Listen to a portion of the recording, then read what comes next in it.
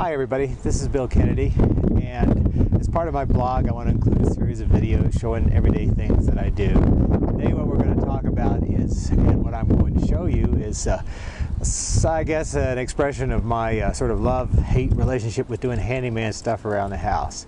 Today I got quite a challenge because we got to fix this sprinkler head that's giving us problems. Today is April 19th, 2008. It's very warm, very windy, and I've been putting this off for a long time. So this is what I got to do today, and I'm just going to show you a little bit about what I have to go through to fix this problem. Just to give you a perspective, this is what our house looks like, and this is the yard that has a sprinkler system that I have to repair today. So this is the broad perspective, and now what we'll do is take a look at the problem sprinkler head that we have to deal with today. Okay, here is the problem. It looks innocent enough right now. That's the sprinkler head. There's no water coming through, but I'm going to show you in just a minute what I have to do to fix this thing. First of all, we're going to have to activate it. This is our sprinkler head timer. So what I'm going to have to do is just to move this thing, and the problem is on zone 1. So we're just going to kick this thing over, get it started on 1. You'll hear a clunk. That's the water going through. And there we go. Now let's go ahead and go outside, take a look, see what the problem is. Okay, can you see what the problem is? Well, I guess we can't see what the problem is, but it's definitely, there's a leak somewhere, and it's taken a lot of pressure from the rest of the sprinkler head. Now see, as I pan up over here, see that sprinkler head over there? I'll try and zoom in so you can see it. It's not doing very much because it doesn't have much pressure. We've lost too much from this spigot here. Let's take a look at this one. That one looks pretty feeble. That one should be really going madly active watering, and this one is just about as wimpy as the other one. So this is what we have to do. We're probably going to have to dig a hole around there and see if that thing's attached. Hopefully it's just the sprinkler head, but who knows? I'll have to check. So we'll get to it and I'll show you what happened. Okay, the first step is to dig a hole around this thing, and you can see I started doing it. I got to be careful because I'm not sure exactly where the pipes are.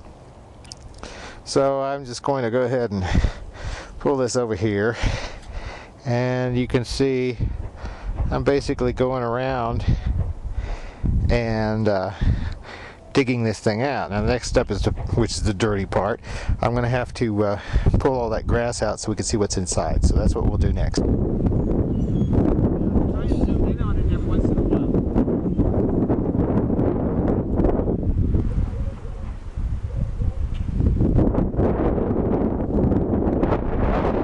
This is really messy, but it is tactile and it does feel pretty good.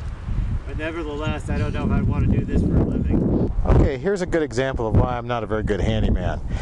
I didn't really like getting my hands dirty when I was pulling all that mud out, although it did feel pretty comfortable because it felt like I was working with clay, but nevertheless it was really dirty.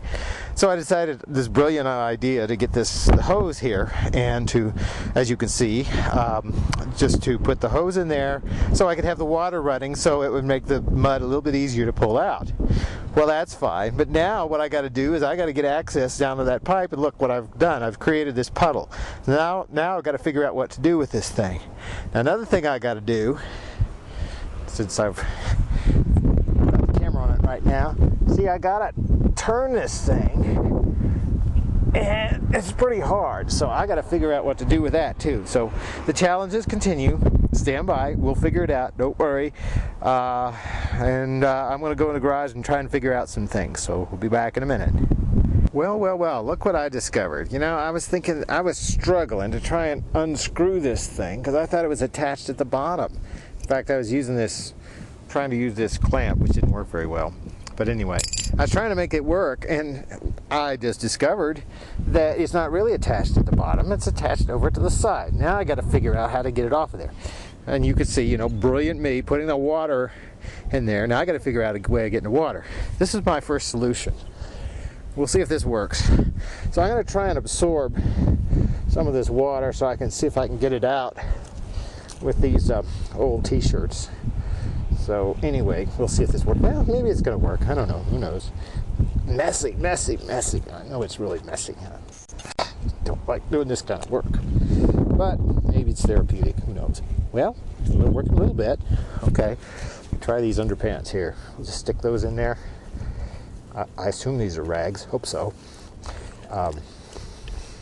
Yeah, let's just assume they're rags.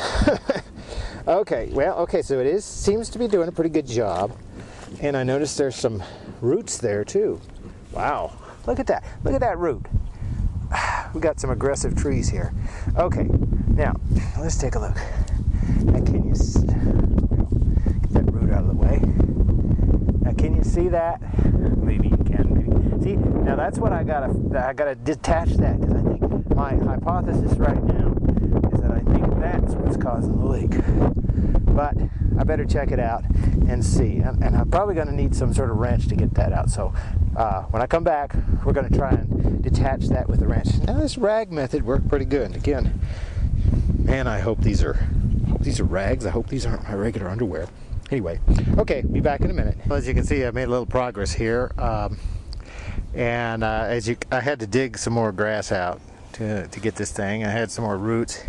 As you can see now, what I've got to do is to, I guess, just unscrew this thing.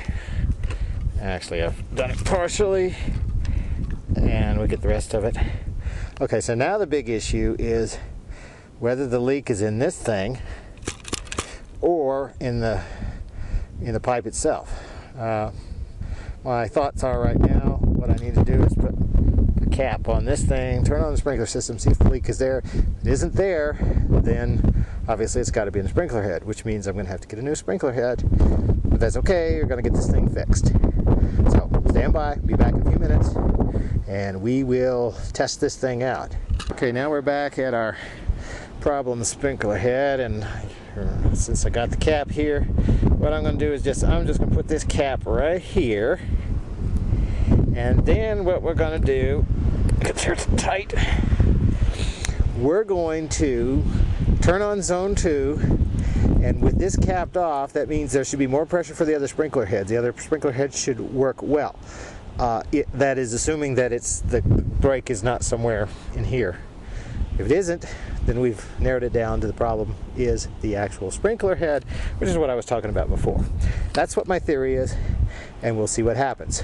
Well, looks like we solved the problem, or at least we narrowed down the problem to the sprinkler head, because look at that. We got the thing plugged, and look at the pressure now coming out of those sprinkler heads. That's exactly what we want to happen when we have adequate pressure going around the whole yard.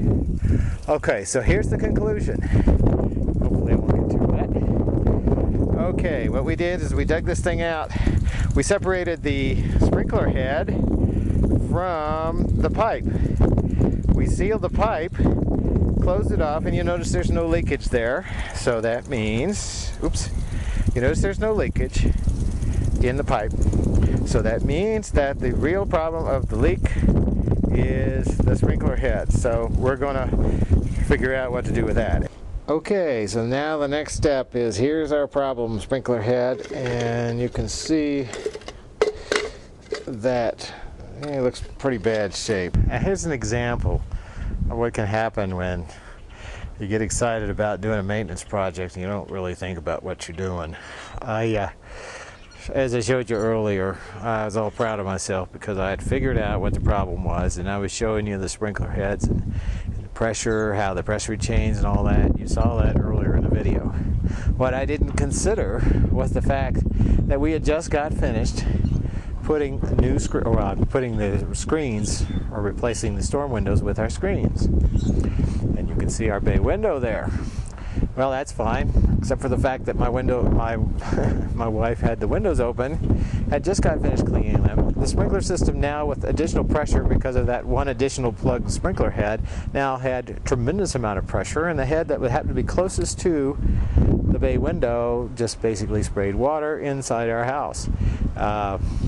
That wasn't too pleasant of an experience. So I have recently just recovered from that experience, and we're all laughing about it now, but it's just sort of one of the reasons why I have a problem with this handyman stuff. You know, you just try and do things and then you forget about things, and you have all kinds of problems with unexpected. I think they call it the law of unexpected consequences or something like that. And well, that's what happened to me.